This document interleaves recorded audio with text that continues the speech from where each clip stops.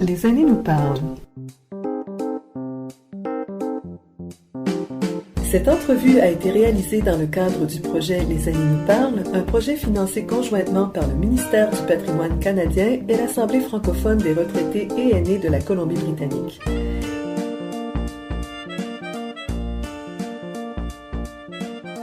Aujourd'hui, je suis à Vancouver. Je rencontre Louise Merler, cofondatrice du groupe Réseau Femmes et vice-présidente de la Fédération des femmes canadiennes françaises.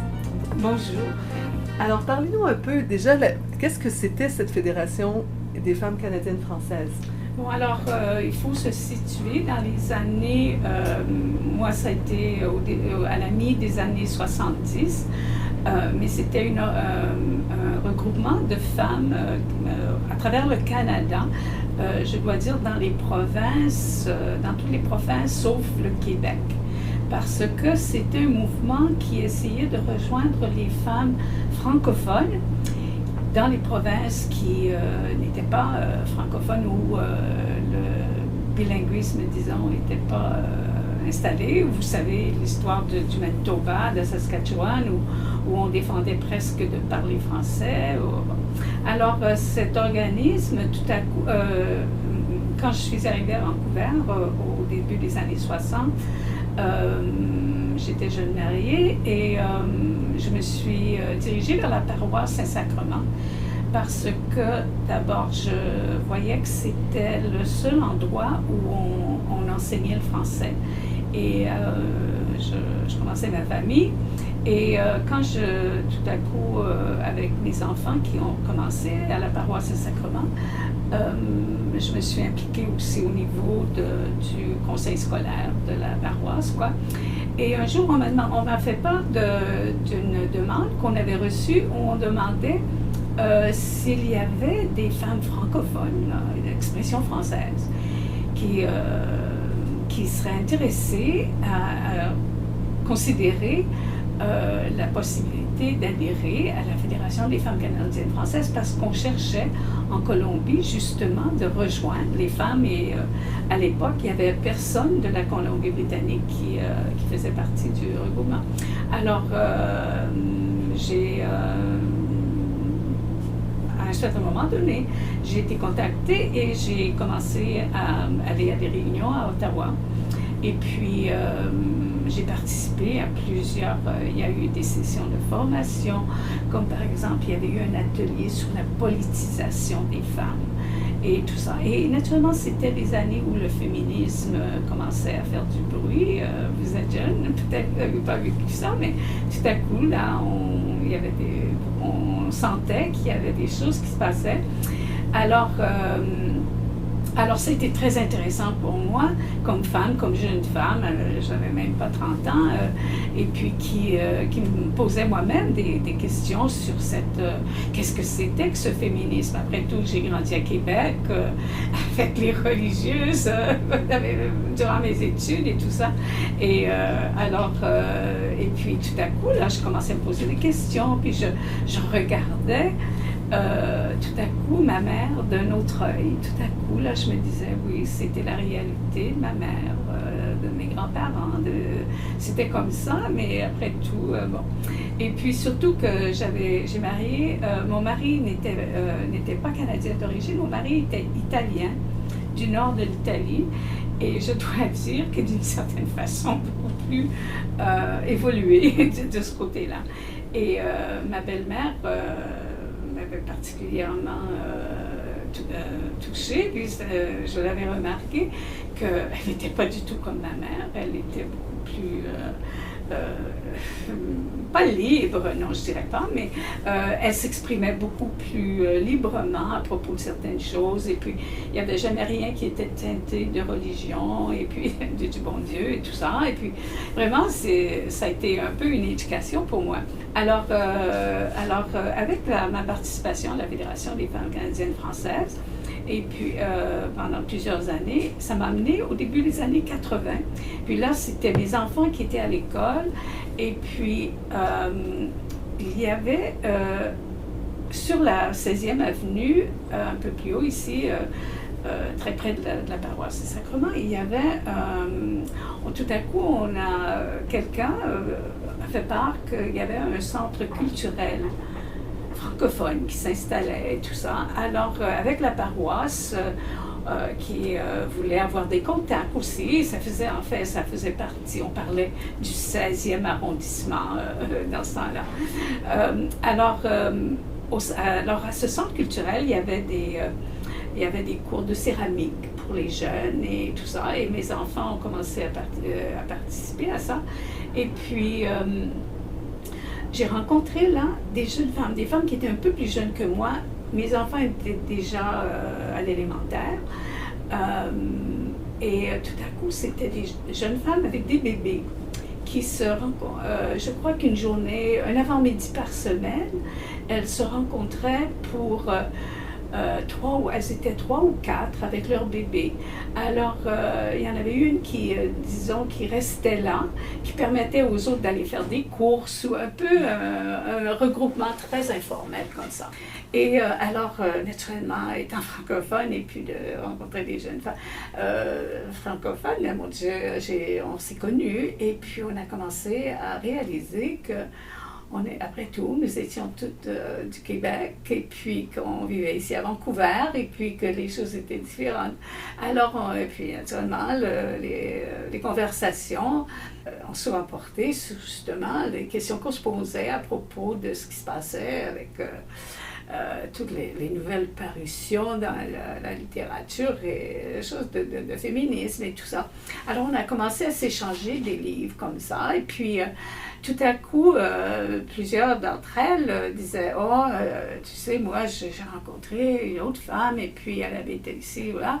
Et puis, elle aimerait tellement rencontrer d'autres femmes francophones et tout ça. » Alors, tout à coup, c'était pas moi personnellement, mais c'était Iseu Friolet qui a dit, je vais poser la question à la direction du centre et puis voir si on ne pourrait pas utiliser une des salles pour se rencontrer. Mais à l'époque, c'était pas vraiment, il n'y avait pas tellement d'espace et puis tous les locaux étaient bien organisés et ils avaient alors c'était pas possible. Alors à un certain moment donné, j'ai dit, mais pourquoi vous venez pas chez moi? Parce que j'habitais plutôt au centre, là, ils étaient un peu éparpillés vers l'ouest, vers l'est. Alors j'ai dit, j'habite pas très loin d'ici, alors on pourrait peut-être se rencontrer chez moi, puis on pourrait, parce que rencontrer comme ça au centre pendant qu'elles ont les bébés dans les bras et tout ça, on était entre deux choses. Alors elles sont venues chez moi et là, naturellement, j'oublie le nom de deux d'entre elles, mais il y avait Iseu Friolet, il y avait Marie Bourgeois et il y avait Olga Campo, elle était professeure à Capilano College, elle était professeure de français. Et elle était, à peu près au même moment, elle a été candidate pour le Parti libéral à une élection fédérale. Alors, c'était une femme qui était très impliquée, elle habitait Nord Vancouver depuis longtemps. Et puis, elle était, et tout à coup, c'était une femme qui était très, très, très active.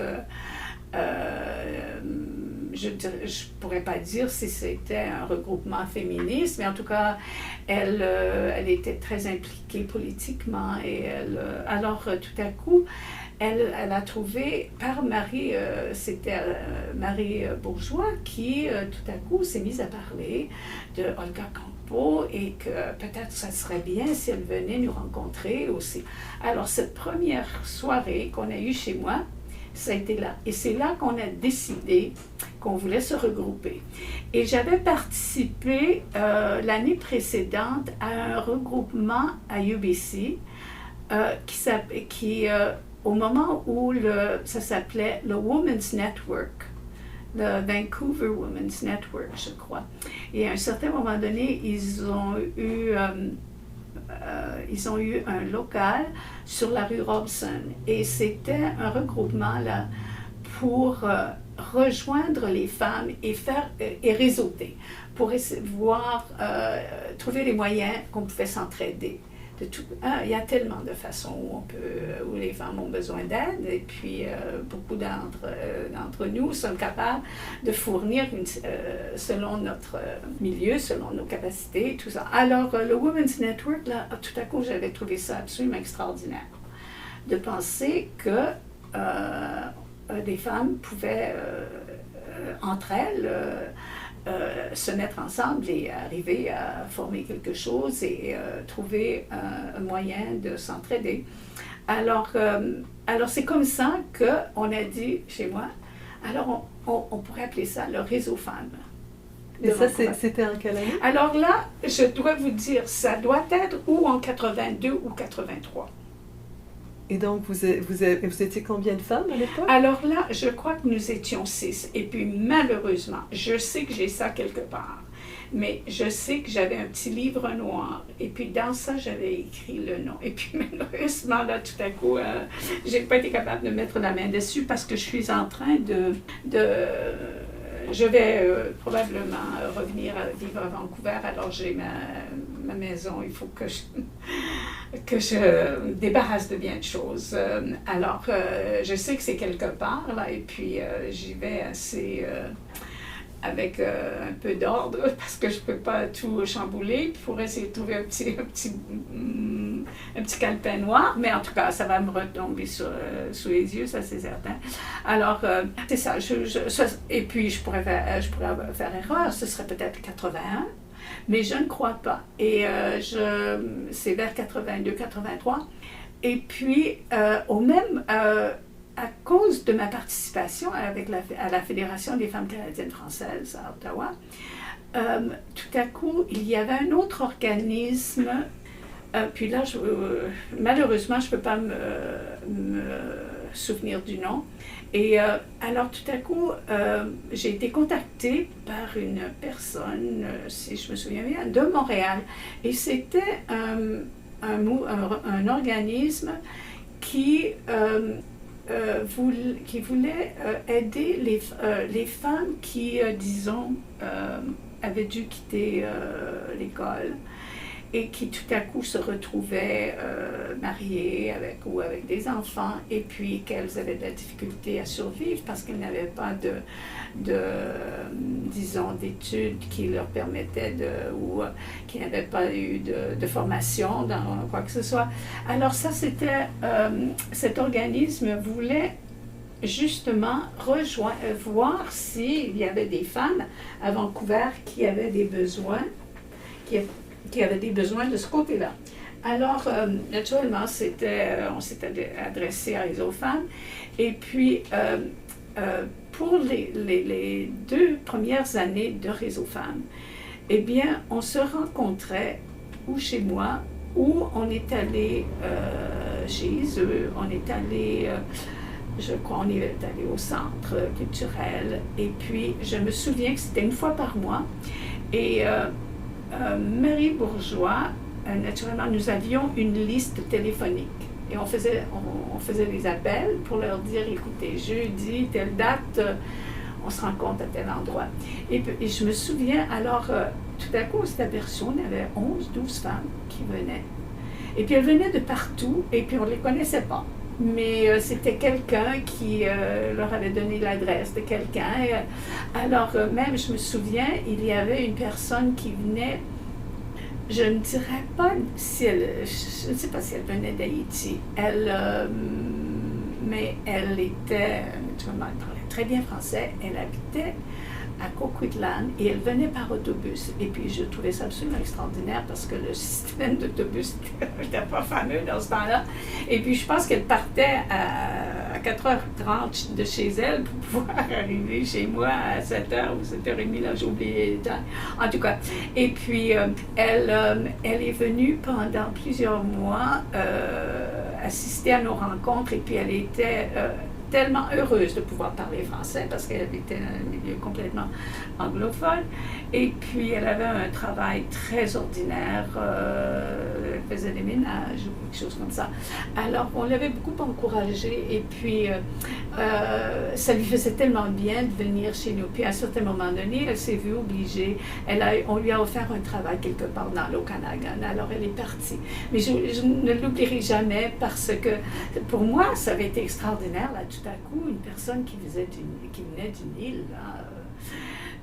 On parle des années 80, maintenant c'est beaucoup moins rare, mais à l'époque, on avait... C'était vraiment exotique. Oui, oui, et puis on était vraiment un peu fiers de pouvoir avoir réussi ça comme ça. Alors, et puis à un certain moment donné, je saurais vous dire à quel... je crois que ça devait être sous le gouvernement libéral, il y avait eu le programme de la femme qui avait été institué au sein du gouvernement. Et ça a été, le programme de la femme ça a fonctionné pendant plusieurs années. Et ça a donné énormément ça a beaucoup soutenu les regroupements. Même, on était capable de trouver des fonds pour... puis là, c'est là où j'oublie, parce que je dois dire qu'à ce moment-là, j'étais retournée travailler comme infirmière. J'avais fait mon recyclage en nursing et je travaillais. Naturellement, on prenait des responsabilités comme c'était possible de le faire. Si on n'était pas capable, on faisait autre chose, quoi. Alors, je crois que c'est quelqu'un d'autre qui avait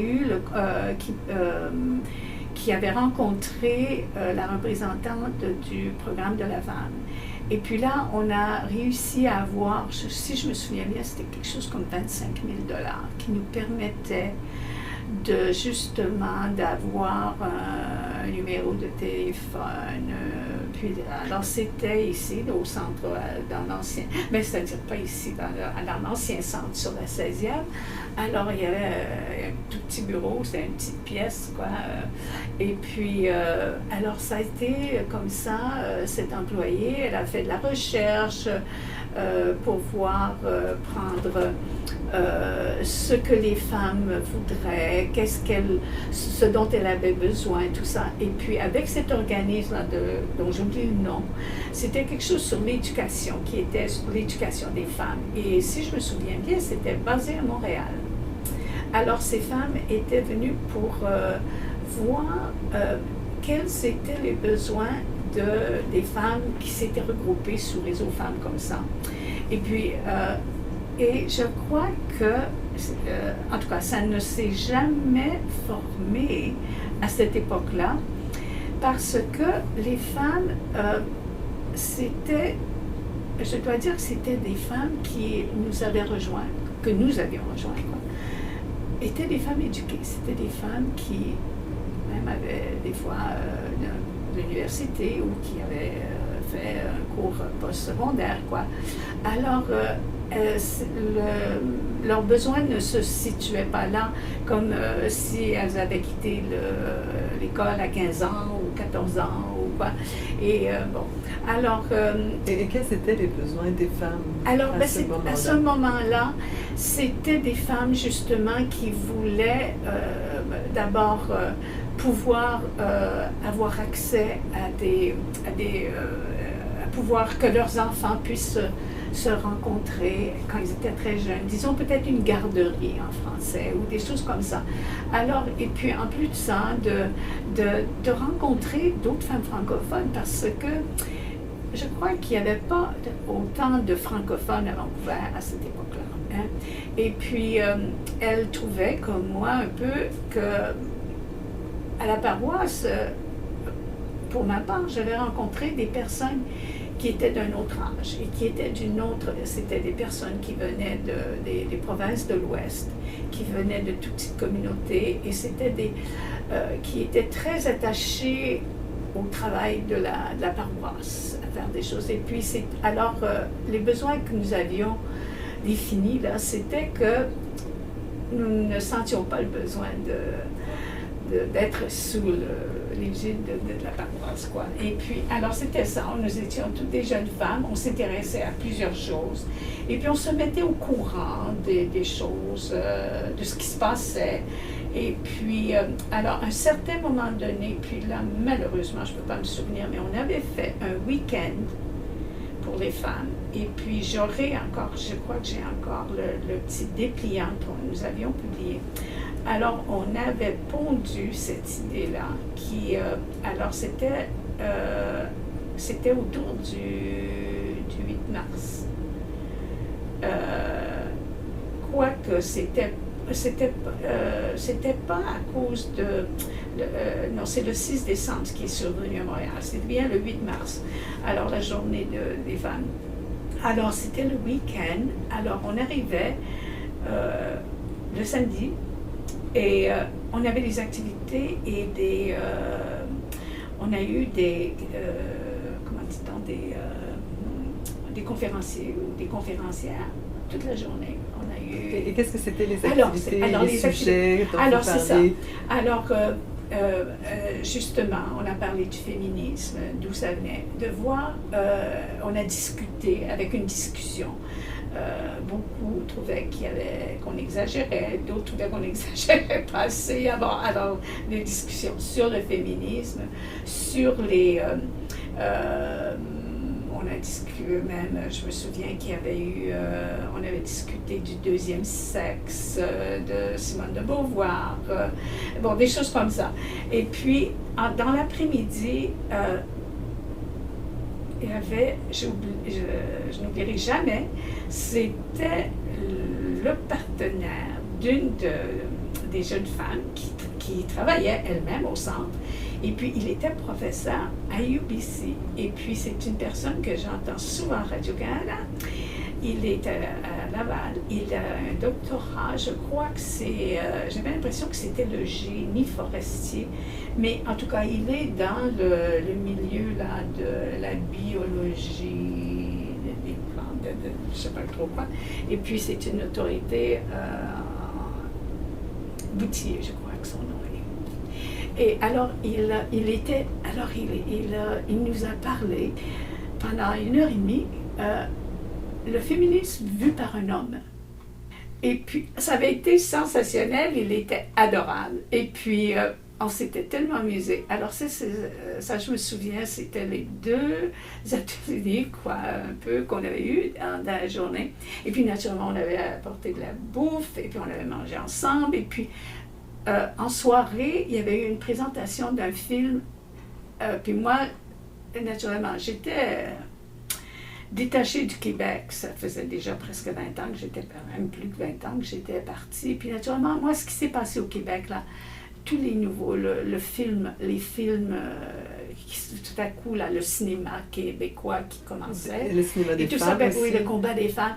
Tout ça, là, c'était très loin parce que d'abord, j'avais mes 4 enfants, mariés, puis même j'ai eu ma mère qui est tombée malade chez moi, puis, pendant qu'elle me visitait, et puis, alors vraiment, j'avais les bras très pleins, alors je n'avais pas le temps et puis surtout, dans ce temps-là, les films québécois ne venaient pas facilement à Vancouver. Hein. Encore ici, il met du temps. Exactement. Encore aujourd'hui. Alors, je crois que les filles, non, attendez. Les filles ont soif.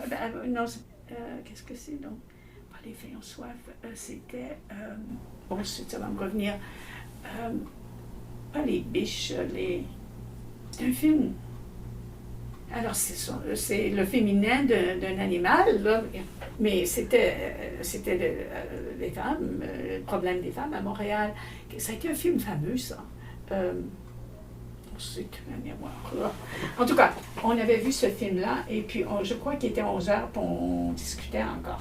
Vraiment, c'était un film qui était touchant, qui était... moi, ça m'avait troublée, parce que c'est pas une vie que j'avais connue. Puis naturellement, on ne peut pas tout ça. Ben, peut-être maintenant avec tous les médias, c'est différent. Mais à cette époque-là, si on ne lisait pas, si on ne prenait pas le soin de lire les journaux, ou de se mettre au courant, ou surtout d'avoir des contacts comme ça, on se renseignait les uns les autres. Et puis, alors, à ce temps-là, c'était très surprenant de voir un film comme ça qui venait de Montréal.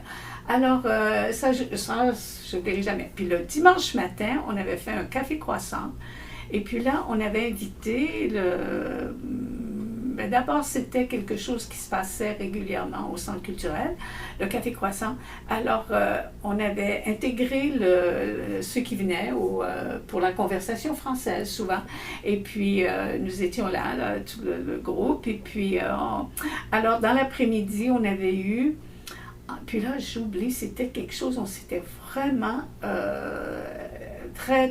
on avait été très surpris. C'était une de celles qui participaient avec nous, qui avait amené cette femme qui était, si je me souviens bien, elle était allemande, mais elle parlait très très bien français. Et puis, elle nous a fait part de ce qui se passait en Europe comme féminisme. Et puis, alors, elle était très engageante. Et puis, en tout cas, ça avait été un week-end extraordinaire. Et puis, ça nous avait amené des femmes de Nord-Van, de Coquitlam.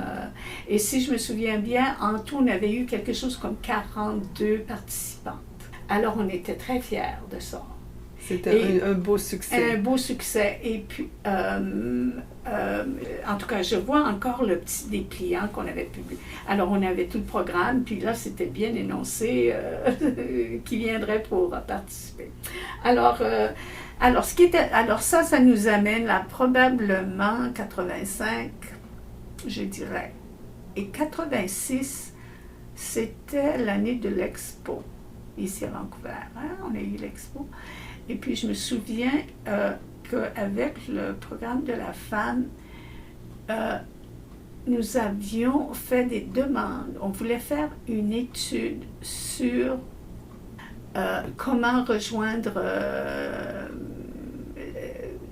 comment on pourrait s'organiser pour rejoindre plus facilement les femmes. Parce qu'on sentait, on avait des appels d'un peu partout, mais naturellement, étant ici à Vancouver, c'était pas...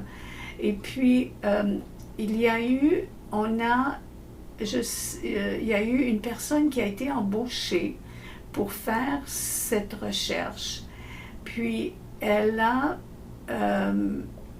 et c'était un peu... Je crois que l'organisme de Montréal, dont je vous parlais là, nous avait fourni à Réseau Femmes et à travers le programme de la femme, là, justement, les objectifs qu'on pourrait, en tout cas, une espèce de toile de fond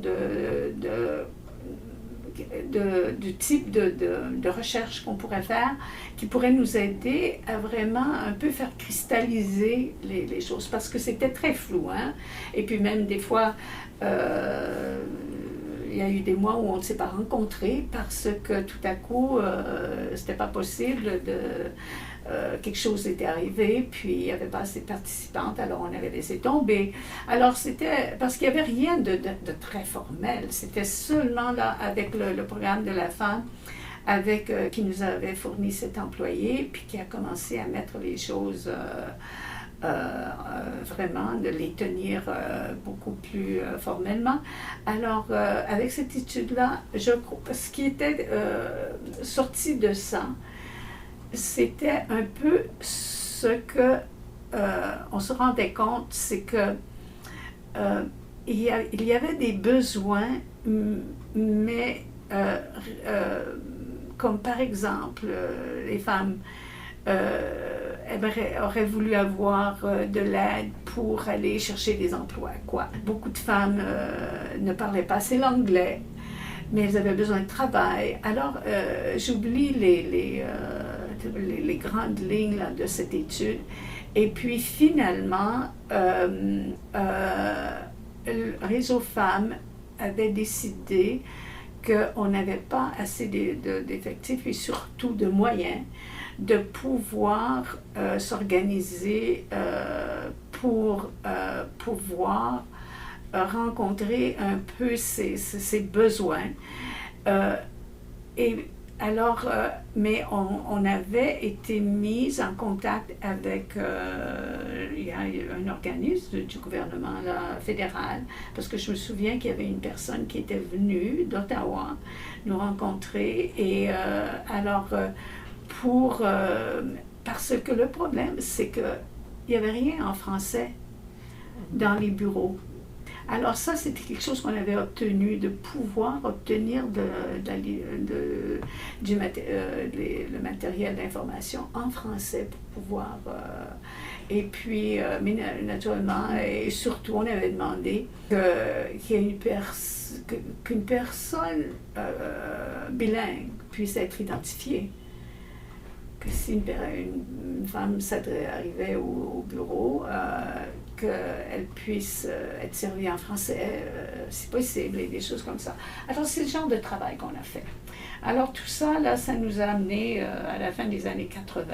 Et puis, déjà, on avait attiré des femmes qui étaient beaucoup plus avancées que nous ne l'étions. Et puis, alors, c'est comme ça que Nicole Beaulieu avait commencé à participer avec nous, elle venait à nos réunions et tout ça. Et puis d'autres avaient... En tout cas, à un certain moment donné, là, tout à coup, on a réalisé qu'après tout, on avait certaines réalisations, que ce serait le temps de devenir un organisme qui pouvait... parce qu'on avait réalisé que si on était un organisme dûment incorporé, ce serait plus facile d'avoir des fonds d'autres agences du gouvernement, quoi. Et puis, alors c'est comme ça qu'on s'est dirigé vers... on avait vraiment des ateliers pour montrer aux femmes qu'est-ce que ça voulait dire de prendre des responsabilités dans un jour. Parce que souvent, c'était très flou, hein, parce que beaucoup de ces femmes participaient, mais elles ne pouvaient pas prendre de responsabilité, quoi. C'était un peu le problème, hein, quand on commence à s'organiser, de trouver des personnes qui peuvent vraiment être là, hein, parce que vous savez que c'est du boulot. Dans tous les organismes, c'est le même défi. Oui. Alors, c'est ça, ça a été vraiment très... pas clopin, mais presque. Alors, c'est comme ça que ça a commencé. Puis, 90 est arrivé, puis on a eu cette belle rencontre. Et puis, on était, presque une quarantaine de femmes qui étaient présentes là. Je n'oublierai jamais la scène, oui, de Nicole et tout ça. Et puis après ça, j'ai continué à être impliquée avec toutes sortes de choses. Et puis, même, j'entends souvent Radio-Canada Joanne Cordeau. Est-ce que vous connaissez ce nom? Joanne Cordeau. Mais Joanne Cordeau a été employée de Réseau Femmes et puis elle avait un travail. Et puis c'est ça, je me dis, il faudrait que je téléphone à Radio-Canada pour essayer de la contacter. Par ça, écoutez, je me sers de l'ordinateur, mais pour moi, là, c'est un... Je ne suis pas du genre là, qui passe beaucoup de temps puis qui essaie de faire des recherches sur l'ordinateur. Je préfère mes livres. alors je pourrais téléphoner sans doute et pour essayer de rejoindre Radio-Canada et dire, mon Dieu, Joanne, je suis certaine que c'est elle, je reconnais sa voix, je reconnais son nom. Et puis, mais je m'attendais un peu à la trouver lorsqu'on a célébré le 25e l'année dernière. Elle n'était pas là. Et naturellement, Marie n'était pas là. Et aussi, Isu Friolet n'était pas là. J'ai été très surprise. Mais on m'a dit qu'elle voyageait ou elle était absente. Alors, parce que je m'attendais vraiment à voir. Et naturellement, Olga Campo nous a beaucoup appuyés, mais elle a pris sa retraite éventuellement. Et je sais, elle a toujours voyagé beaucoup. Elle est rarement ici, alors je ne l'ai pas revue. Mais alors c'est comme ça, c'est les tout débuts de Réseau Femmes. Et à partir de quand c'est devenu un organisme provincial? Parce que maintenant Réseau Femmes existe dans plusieurs villes. Déjà, c'est-à-dire avec l'incorporation, ça nous a permis justement de pouvoir... Déjà, on avait rejoint des femmes de Kelowna.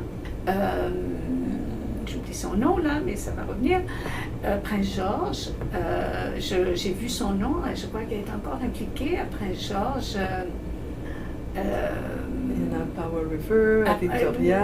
C'est-à-dire à Victoria, naturellement, oui, à Richmond aussi. Richmond, c'est drôle, c'est un groupe particulier. Je ne dirais pas qu'elles ont participé à beaucoup d'activités, mais elles venaient toujours à la réunion annuelle, quoi. Mais elles ont leur petite activité qui... c'est un petit groupe, et c'est des femmes d'un certain âge, de mon âge, et puis peut-être, oui, sûrement. Moi, j'ai 80 ans, d'ici quelques mois. Alors, puis je crois qu'il y a même quelques-unes d'elles étaient plus âgées que moi. Alors, j'ai jamais vu de jeunes femmes dans ce groupe-là, mais j'étais ravie de les voir, qu'elles étaient là l'année dernière. Et puis, alors oui, on a commencé on avait déjà rejoint un groupe à Kelowna, Prince George, Powell River, ça je me souviens pas mais je sais que j'ai vu éventuellement qu'il y avait un groupe à Powell River.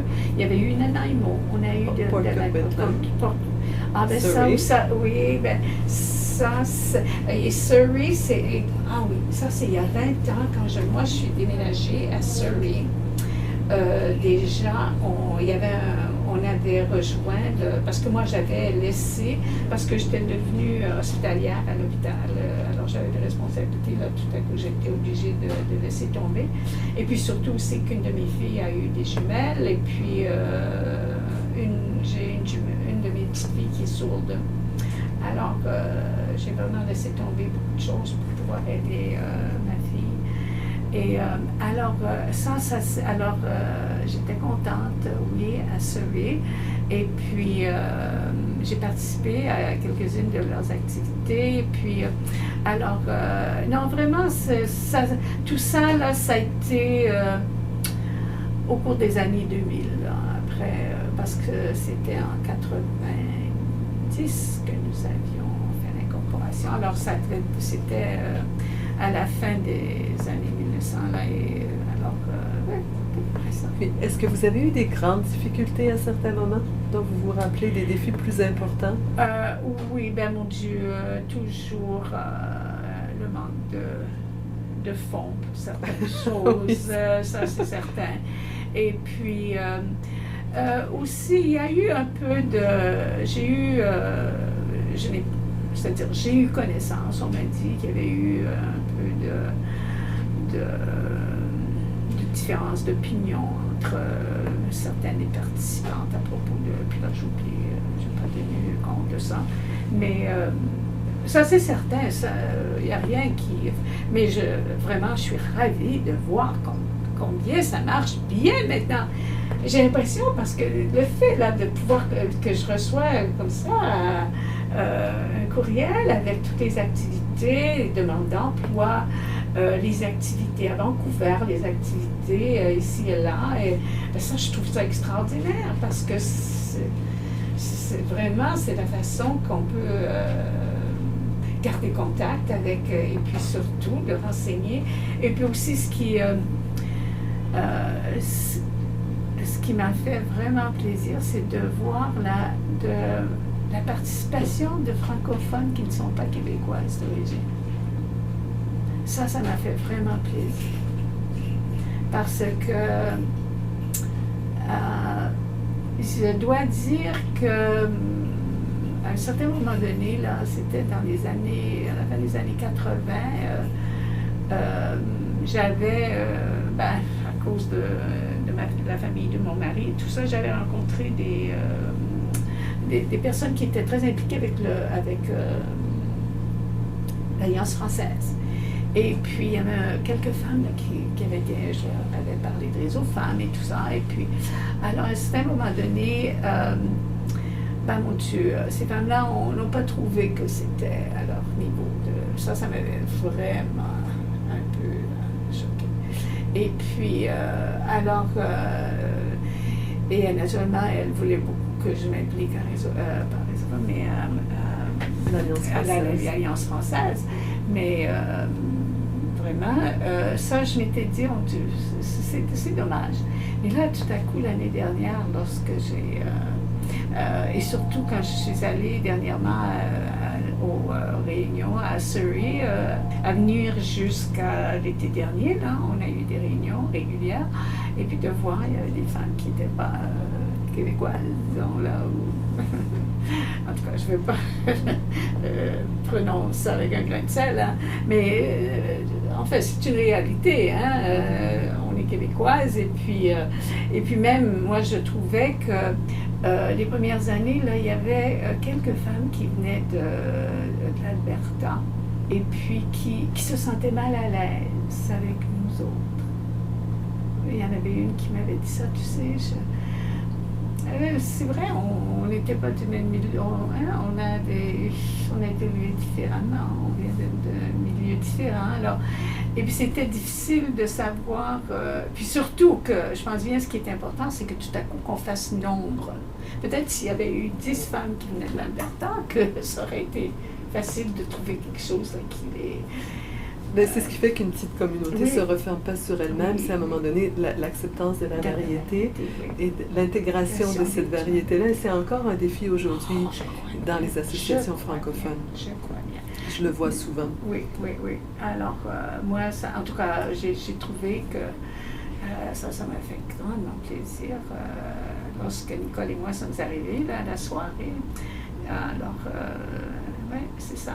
Et puis, naturellement, avec la Fédération des femmes canadiennes françaises, qui est un organisme avec vraiment des réalisations qui ont été très solides. Et puis, il y avait une revue, je la vois encore dans ma mémoire,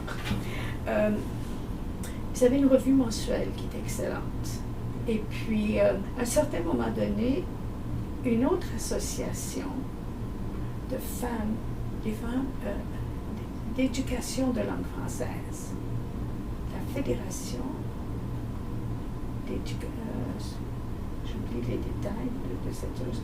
Alors là, c'était un organisme à Ottawa et qui regroupait des femmes universitaires.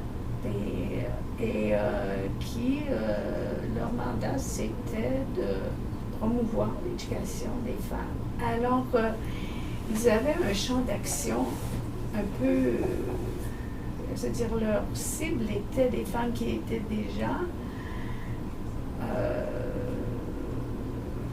j'ai l'impression que c'était des femmes qui étaient déjà, qui avaient une éducation postsecondaire ou même universitaire. Et ils avaient des projets qui étaient toujours, qui n'étaient pas des choses à la portée de femmes que nous servions ici, du moins à Réseau Femmes. Et puis aussi, il y a eu de la collaboration entre la Fédération des femmes canadiennes françaises et ce regroupement-là d'éducation, en tout cas, c'était sur l'éducation des femmes francophones. Et puis, alors, deux organismes qui siégeaient à Ottawa. Et puis, j'ai participé à des choses où elles étaient là, où c'était quelque chose qui avait été organisé de pair. Et puis, elles avaient... et à un certain moment donné, je crois que ce qui est arrivé avec la Fédération... Ce qui est arrivé, c'est que la Fédération des femmes canadiennes françaises, c'était les femmes... ça avait commencé en Ontario. Et ce sont les femmes qui se sont battues pour l'établissement des écoles francophones en Ontario. Alors, ça, c'était les femmes qui ont été... Puis là, les noms des femmes qui ont été remarquées dans tout ça, il y a des femmes extraordinaires qui ont œuvré puis qui ont combattu, littéralement combattu. Alors ça, c'était... Je parle des années 1900, là. autour des années, ah oui, oui, de la Première Guerre mondiale. Alors c'est ça, c'était une organisation, un regroupement de femmes qui éventuellement est devenu vraiment quelque chose qui a œuvré dans toutes les provinces. Et puis c'est pour ça que ça existait, ça s'est répandu au Nouveau-Brunswick, en Nouvelle-Écosse. Il y avait une participation des femmes de l'Est dans ce regroupement-là, c'était extraordinaire. Et puis ça rejoignait les femmes là, qui, dans les petits patelins là, autour des paroisses, si vous voulez, mais c'était là où les femmes francophones se regroupaient, quoi. Et puis elles ont contribué à l'éducation des femmes. Et puis, mais c'était pas je ne sais pas l'histoire du regroupement là, pour l'éducation des francophones, quand est-ce que ça avait commencé, mais on dirait que ça a été comme un pendant de ça, qui s'est séparé, et puis, mais qui continuait à collaborer, quoi.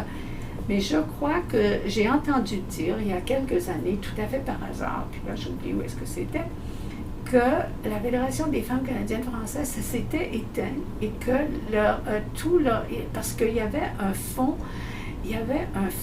important qui, pour aider au fonctionnement de... Alors c'était des argents, là, un fonds... qui était, là j'oublie d'où venait de cet argent-là, mais en tout cas c'était considérable. Alors ça donnait, je crois qu'il y avait un montant peut-être à l'époque là, de 50 000 $ qui allait à la Fédération pour des projets. Tandis l'organisme, sous le programme de la femme, avait déjà des argents qui venaient du gouvernement sous le programme de la femme. Alors, c'est pour ça on a eu des réalisations extraordinaires sur la politisation des femmes. Et puis ça, je considérais ça tellement important. Et puis des ateliers, là, vraiment de fin de semaine à Ottawa, même à Winnipeg, à Saint-Boniface, mon Dieu, en Alberta. Alors, c'était un organisme qui a commencé aussi, qui a fonctionné un peu en Colombie-Britannique, mais pas, on n'était pas... je dois dire que l'Alberta, le Manitoba, c'était cette fédération-là qui a rejoint les femmes. Tandis qu'elle n'avait pas pris pied encore en Colombie-Britannique avant que je n'arrive là et que tout à coup on me contacte et qu'on me dit venez. Alors, mais par contre, vu que Réseau Femmes s'était formé, et naturellement, on n'avait pas beaucoup d'argent. Et puis, on voulait se regrouper d'abord avant d'être capable de pouvoir envoyer des effectifs à Ottawa. Alors, la Fédération des femmes canadiennes françaises sûrement nous a soutenus, mais on n'a pas eu la présence que cette fédération-là pouvait avoir en Saskatchewan, au Manitoba, ou en Alberta, et même et puis dernièrement, je voyais quelque chose de nouvelle à propos du Nouveau-Brunswick, et j'ai reconnu le nom d'une des femmes qui a été la présidente de la Fédération des femmes canadiennes françaises, qui est encore très active, mais là, c'était pas avec la Fédération, c'était au niveau municipal, à Moncton. Et alors, on a bien travaillé de ce côté-là. Et pour terminer, de quoi est-ce que vous êtes le plus fier aujourd'hui? Ben, je dirais que, d'abord, je suis fière parce que mes enfants parlent français. Et même si il y en a deux qui, tous les trois sont, mon fils a une épouse qui ne parle pas français, et mes filles non plus, mais au moins mes gendres sont très intéressés, et mes petites filles sont dans les programmes d'immersion. Alors et je pense que c'est parce que je me suis impliquée et que ça est pour elle, parce que je n'ai que des petites filles, et j'ai 3 filles, puis pour mon fils aussi, c'est que mon fils n'a pas d'enfant. Alors, je pense que ça a alimenté la vie francophone chez moi, parce que mes enfants m'ont vu amener bien des femmes chez moi, et puis tout se passait en français. Et puis, une de mes filles est devenue très active avec la Fédération Jeunesse, oui, dans les années 80, parce qu'après ça, elle est allée en Europe. Alors, ben mon Dieu, je suis fière de ça, que j'ai été capable de transmettre au moins... je ne peux pas dire que mes enfants vivent en français, ça, par contre, parce que je pense bien que le milieu a moins de... Et puis, et aussi, mes enfants étaient trop âgés. Il y a seulement ma dernière qui a été capable de profiter du programme d'immersion au secondaire, parce qu'elle finissait son primaire. Et puis là, on commençait parce que je les avais mis à Saint-Sacrement. Alors, quand ils ont commencé les classes d'immersion, elle était déjà en 5e ou 6e année. Alors, je l'ai laissé finir à Saint-Sacrement, mais elle a fait son secondaire en français. J'ai envoyé mon fils à Gravelbourg pendant 2 ans. Alors, il a eu 2 ans de scolarité au secondaire en français. Et puis, à la maison, on a toujours parlé français. Mon mari était italien, mais il parlait très bien. Il était gradué de Laval. Alors, on vit en français et puis on continue. Naturellement, le dimanche soir, lorsque tout le monde vient dîner, il y a un mélange de pas mal de choses, même de l'italien souvent, parce que j'ai une fille qui a vécu en Italie. À part ça, je suis fière du fait que Réseau Femmes est là, qui fonctionne très bien. Parce que je me dis... souvent, on était découragés, les choses, on aurait voulu qu'elles aillent beaucoup plus vite. Et puis, je m'aperçois que peut-être le fait qu'on a tenu bon, puis que même s'il y avait eu une espèce de petite relâche qu'on reprenait, puis que ça remontait, alors je m'aperçois que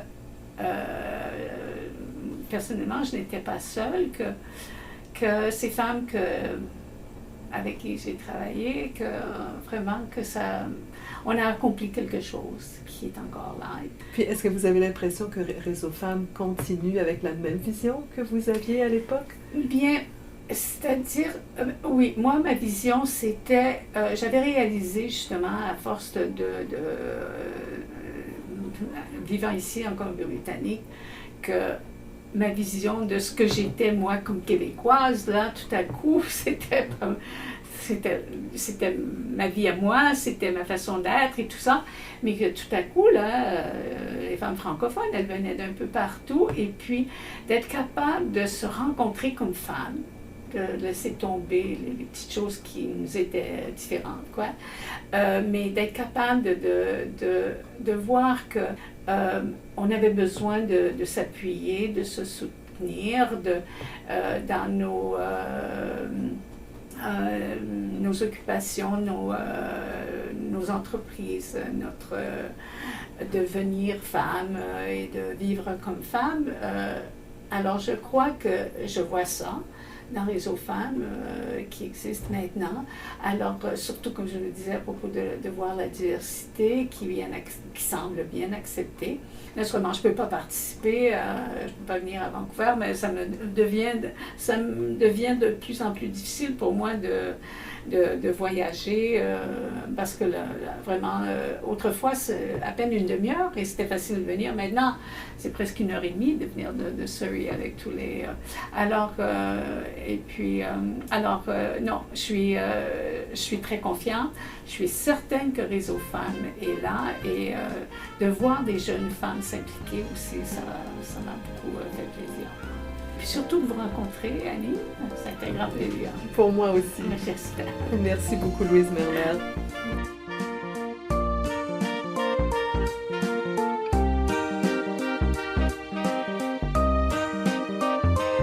Ici Annie Poirier au microphone, à la technique Gérald Monpetit et Stéphane Lapierre à la gestion de projet.